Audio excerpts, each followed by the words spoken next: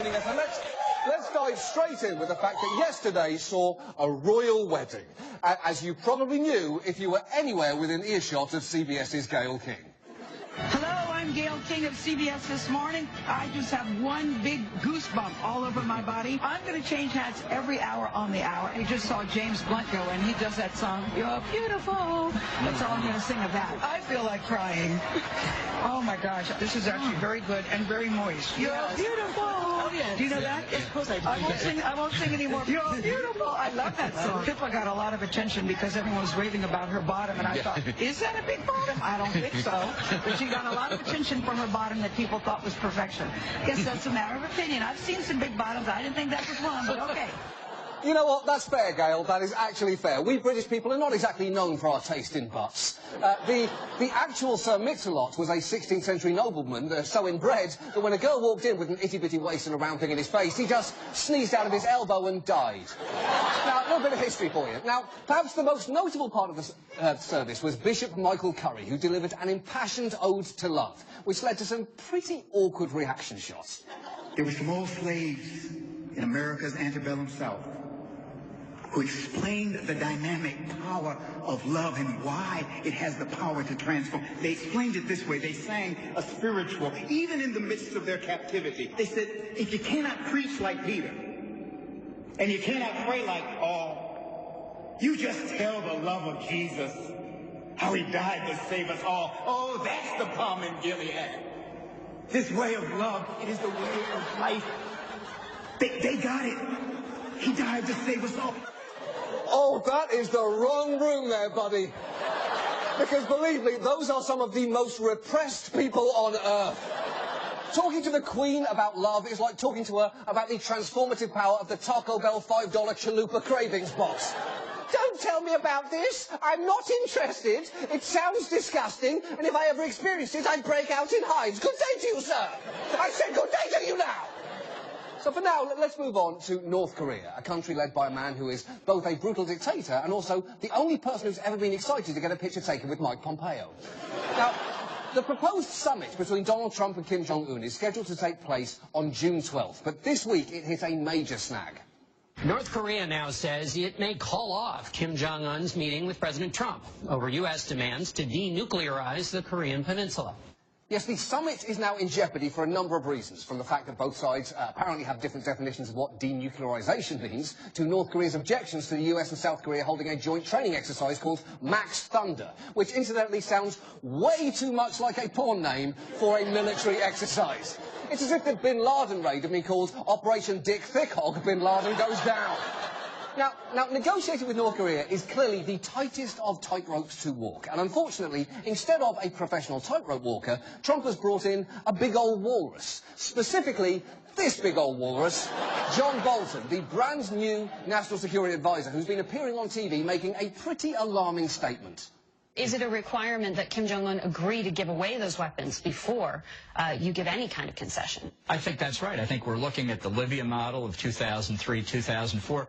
Yes, the Libya model. Now, that may not sound like much to you, but Bolton bringing up Libya is literally the worst thing he could have said in this situation. It's like if your wife says, do these jeans make me look fat? And you say, I'm fucking the babysitter. Anything would be better than that. Because the Libya model that he's talking about involved a deal the US and others struck to get Libya to give up their nuclear weapons program. But for dictators like Kim Jong-un, that example is somewhat tainted for reasons so obvious, even the human throw pillows on Fox and Friends could understand. Maybe John Bolton probably shouldn't have mentioned Libya just because, you know, for a lot of people, they think, oh, how did that end? Oh, yeah, Gaddafi was dragged through the streets. That's the one thing you remember about that operation. Yeah, exactly. Yeah, exactly. Exactly. Except they're also missing out a key detail, as before Gaddafi was dragged through the streets and killed, his enemies sodomized him with a bayonet. And let's agree, that is the worst way to die, right after being in a porta-potty when Beyonce walks in on you and you're not wearing pants and you're so embarrassed that you slam the door on her, and the force of the slam knocks the porta-potty over a cliff, and as you fall down you hear Beyonce yelling, you'll never do anything as funny as carpool karaoke, and as you land upside down, it hits you that suddenly the only one who can save you from drowning in your own feces is Dustin Hoffman, and the last words you hear are, remember me, motherfucker? I assume that that fear is universal. Anyway, It's not important. The point is, it's not just Kim Jong-un who is touchy about what happened in Libya. Gaddafi's death is a common obsession among autocrats. In fact, even Putin apparently thinks about it a lot. Putin watches that tape over and over and over again. It's all he can talk about for quite some time. Vladimir Putin was determined Gaddafi's fate would not be his own. Okay, you know what? I'm not actually surprised by that. Because if you told me that there is a video that Putin watches over and over again, I would guess it's of someone being murdered. No, that's his big Lebowski. He just throws it on in the background whenever he's folding laundry. In fact, for a sense of just how badly Bolton screwed up here, Trump actually walked his comments back. Yes, Donald Trump, a man who would double down on a fucking typo, went on TV and said this. Well, the Libyan model isn't a model that we have at all when we're thinking of North Korea. Now, that is the President of the United States directly contradicting one of his top advisors, a man who, incidentally, was standing in the room the whole time. And look, John Bolton, how can I put this to you, what you did, in terms that you might understand? Your decision to say the words, the Libya model, may have put your time in the White House on the path of the Scaramucci model. A model which means you shoot your mouth off, get fired quickly, and end up posing for photos in front of a frozen yogurt shop with which you share a dumb nickname. And in terms of sheer pain and humiliation, that exit truly is the equivalent of a bayonet up the arse. And now, this. And now, local news gets a little too British for the royal wedding. If you enjoy phony British accents, this is the week of the year for you. Ethan, tell us the details and do it in a British accent for fun. Hello, Governor. Hello, Governor. Hello. Tally-ho. No. Pip, pip. Cheerio, everyone. Cheerio, everyone. Cheerio this morning. Cheerio. Cheerio. I made it to merry old England. Hello.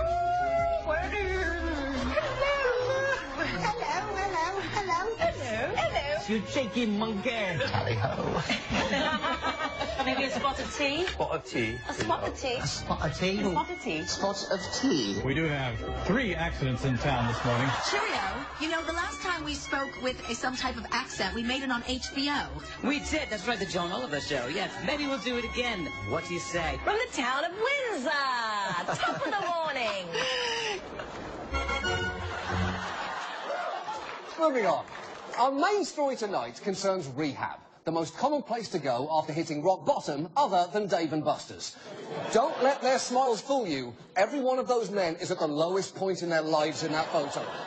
Now, rehab is a place where people can address addiction to drugs or alcohol, something that, until relatively recently, was seen as a moral failing that could be overcome with sheer willpower, perhaps best epitomised by this amazing PSA from the 80s starring singer Belinda Carlisle. I used to do drugs. And one morning I woke up, I looked in the mirror and I said, "You look frightening." I got sick of it, so I quit. And now, life's the beach.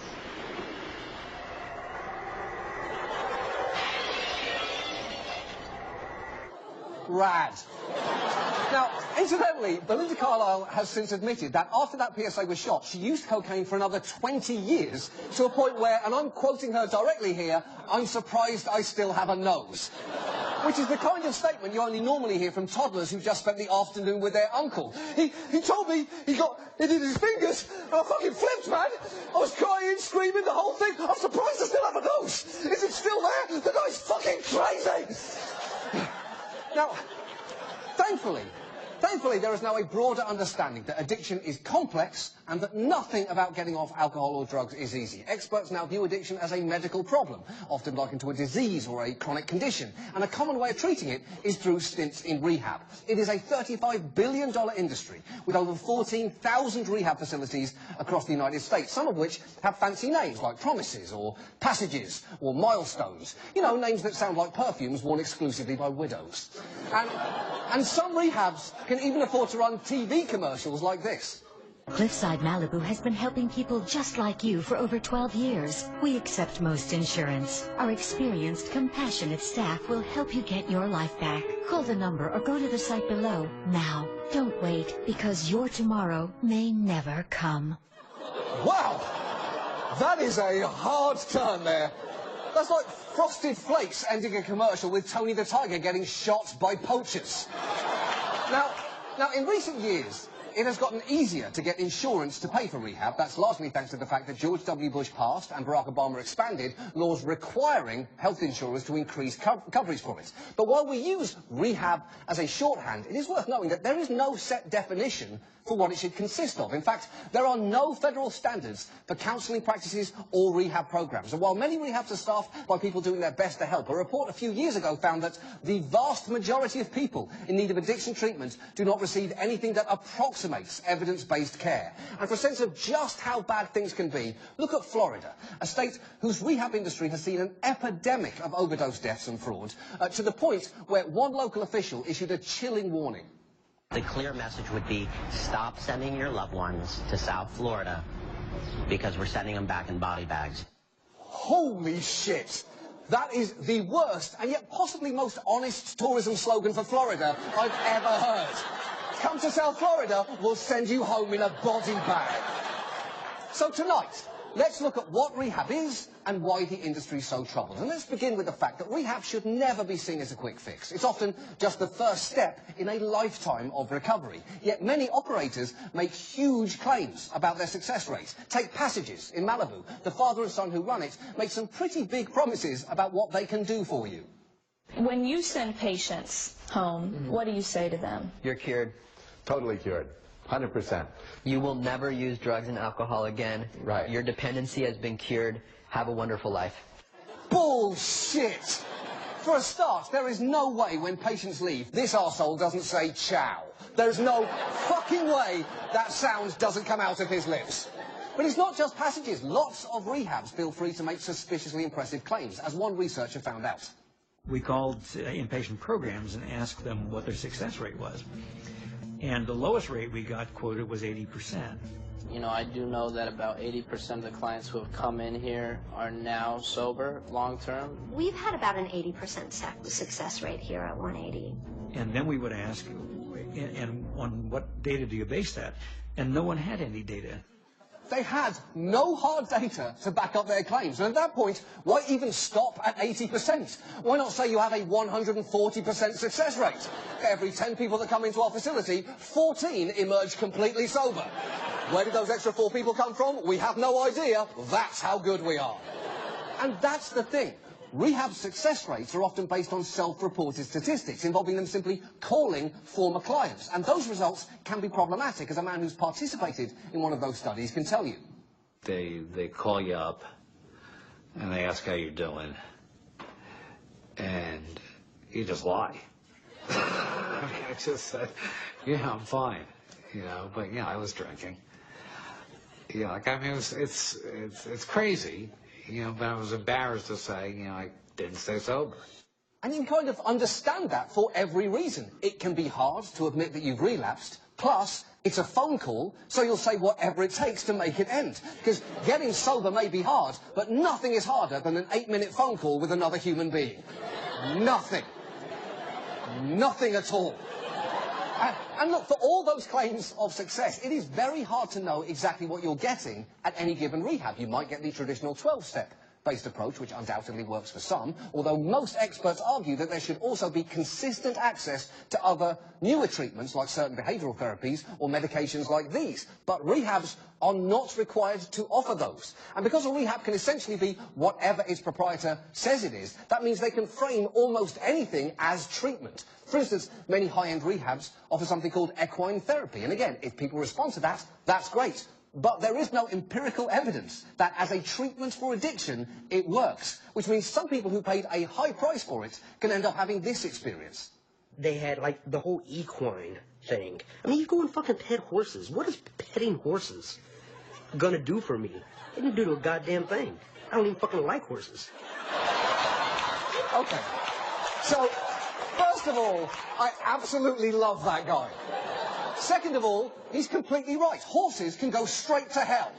Why do we even need them anymore? Oh, sure, you could ride one somewhere, or you could just drive the car, which is like a horse, except it can play music and it doesn't constantly shit everywhere. You're an idiot, Patches, an idiot.